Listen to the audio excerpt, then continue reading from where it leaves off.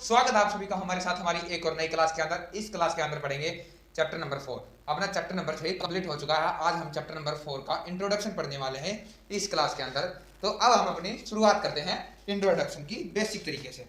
Introduction में भाई हमें क्या है, चैप्टर का नाम देखो। पहले सबसे पहले चैप्टर का नाम है quadratic equation.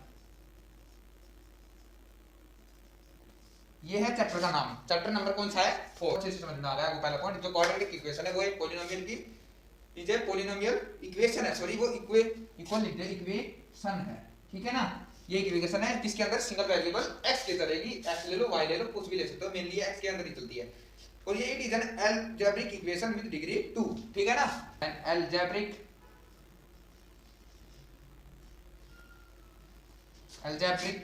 Equation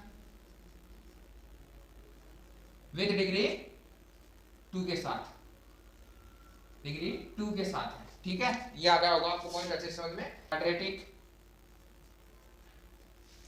equation have 2 solution. इसकी कितने सॉल्यूशन होते हैं? 2 सॉल्यूशन होते हैं, ठीक है। इसकी स्टैंडर्ड फॉर्म क्या होती है? Standard form of quadratic equation, standard form of quadratic equation. Quadratic equation की स्टैंडर्ड फॉर्म क्या होती है? तो होती है भाई इसकी ax² plus bx plus c equal to 0। ये होती है बेसिकली इसकी स्टैंडर्ड फॉर्म।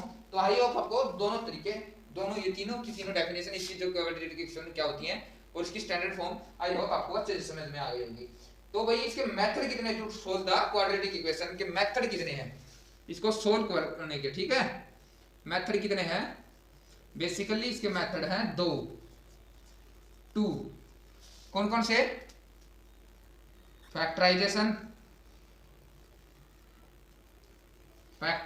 मेथड, और दूसरा मेथड है कौन सा है? Quadratic formula. क्वाड्रेटिक फॉर्मूला ये है बेसिकली, ठीक है। आई होप आपको अच्छे से समझ में आएंगे। तो सबको पता है भाई फैक्टराइजेशन फॉर्म कौन सी होती है, सभी को पता होगा। तो आप एक बार इसको रब कर देते हैं, स्क्रीनशॉट ले लो, फिर आगे चलेंगे, आपको समझाएंगे कि फैक्टराइजेशन फॉर्म होती क्या है।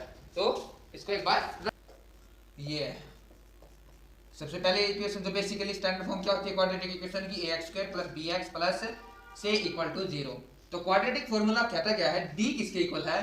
b² माइनस 4ac, और दूसरा कहता है minus b plus minus root d upon में 2a। ये है क्वाड्रेटिक फॉर्मूला। ये है बेसिकली क्वाड्रेटिक फॉर्मूला। जो d की वैल्यू है वो इधर हमने निकाल ली, या अगर तुम d की वैल्यू इधर b² माइनस 4ac लिखो तो उससे भी कोई बात नहीं है, गलती नहीं होगी। तो हम बेसिकली पहले निकाल लेते हैं ताकि हमें कोई दिक्कत ना हो। और ये बताऊं एक चीज, जो अपनी d है ना, क्या 0 से बड़ी होगी या इक्वल होगी, लेकिन 0 से छोटी नहीं होगी। d क्या होगी? 0 से बड़ी होगी, d इसके इक्वल भी हो सकती है, लेकिन d इसके स्मॉलर नहीं होगी, यानी d से छोटी नहीं होगी। बस इस चीज का ध्यान रखना है आपको हमेशा। जो d है वो जो 0 से बड़ी होगी तो क्या होगा? डिस्टिंक्ट रियल रूट होंगे। जो इक्वल होगी तो 2 इक्वल रूट्स होंगे। तो जो इक्वल नहीं होगी यानी छोटी होगी d की वैल्यू तो नो रियल रूट्स होंगे, ठीक है। इसमें 2 इक्वल रूट्स होंगे, इसमें नो रियल रूट्स होंगे, और इसमें 2 डिस्टिंक्ट रियल रूट्स होंगे, ठीक है। ये होने वाले हैं इनके अंदर। अब हम एक क्वेश्चन के अंदर इसको अप्लाई करके दिखाएंगे, तो आप देखना सभी। जो हमारी बेसिकली हमें यही से पता लग जाएगा कि d की वैल्यू अगर बड़ी होगी 0 से, d की वैल्यू अगर बड़ी निकलेगी या इक्वल टू निकलेगी 0 के, तो ये आगे चलेगा फॉर्मूला, ये अप्लाई कर सकते हैं। अदरवाइज ये फॉर्मूला अप्लाई ही नहीं होगा, फिर उसके बाद में आपको फैक्टराइजेशन से ही करना पड़ेगा। तो सबसे पहले एक इक्वेशन लिख लेते हैं, ठीक है। इक्वेशन क्या होगी? 2x² प्लस 4x प्लस में 1 इक्वल टू 0। ये क्या है? b, ये है b² minus 4ac 8 equal to 0 8, ठीक है, ये आ गई 8 वैल्यू। अब ये हो सकती है डी की वैल्यू 8 आई है, जो कि डी से 0 से ग्रेटर देन है, तो ये क्या होगी डिस्टिंक्ट रियल रूट्स निकलेंगे, ठीक है। इसके minus b plus minus root d upon में 2a, यानी -4 प्लस माइनस रूट 8 अपॉन में 2 इंटू में 2, ये हो गई हमारी इक्वेशन से हम एक वैल्यू निकाल लेंगे किसकी, x की, जो रियल रूट में से एक वैल्यू रियल रूट्स की आ जाएगी। -4 प्लस माइनस रूट को बाहर लाएंगे तो 2√2 हो जाएगा, यस 2 2 जा 4।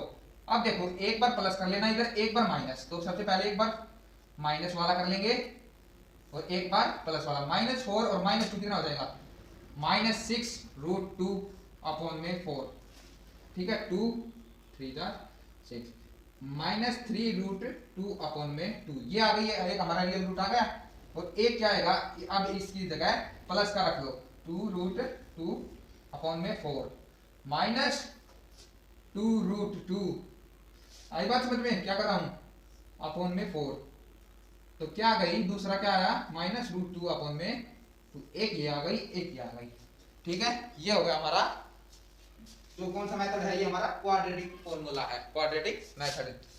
अब चलेंगे फैक्टराइजेशन मेथड से।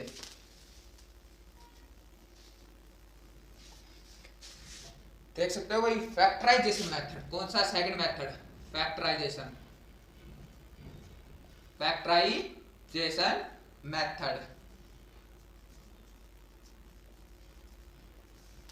फैक्टराइजेशन मेथड क्या कहता है कि फर्स्ट और लास्ट की मल्टीप्लाई बीच वाला के सम के इक्वल आनी चाहिए। तो फर्स्ट और लास्ट की मल्टीप्लाई करेंगे, सिर्फ किसकी करनी है, कांस्टेंट की, ना कि वेरिएबल के साथ। 4 टू द 8 मल्टीप्लाई करें तो 8 आए भाई, और जो सम करें उसका तो क्या आना चाहिए -6। ऐसे दो नंबर बताओ, तो दो नंबर एक बार मैं बताता हूँ, फिर अगले क्वेश्चन में आप बताना, अपने घर पर बैठकर सोल्व करना। एक होगा, देख रहे हो, -4x और -x, क्या यही होंगे, मेरे ख्याल से तो यही होंगे। 4 कॉमन आ गया, सॉरी 4x कॉमन, x -1, और अब क्या आएगा, ये -2 कॉमन, x -1 अंदर आएगा, फिर से इक्वल टू 0। एक वैल्यू हमारी ये आ गई, एक ये आ गई, इनको इक्वल कर दो, पुट 0 के 0, और एक आ गई हमारी x -1 equal to 0। 4x equal to 2, x equal to 2/4, 1/2, x की वैल्यू क्या आएगी 1/2, और एक क्या आएगी, x की वैल्यू 1। ये आ गई हमारी दो रियल रूट्स। इसी के साथ हमारा चैप्टर का इंट्रोडक्शन होता है एंड आई होप आपको अच्छे से समझ में आएगा। तो लाइक शेयर कमेंट करो, अपने दोस्तों के पास शेयर करो, इंट्रोडक्शन अच्छा लगे तो इसी के साथ हम मिलते हैं आप एक्सरसाइज 4.1 के साथ अलग वीडियो के अंदर नेक्स्ट टॉपिक के साथ। जय हिंद, जय भारत।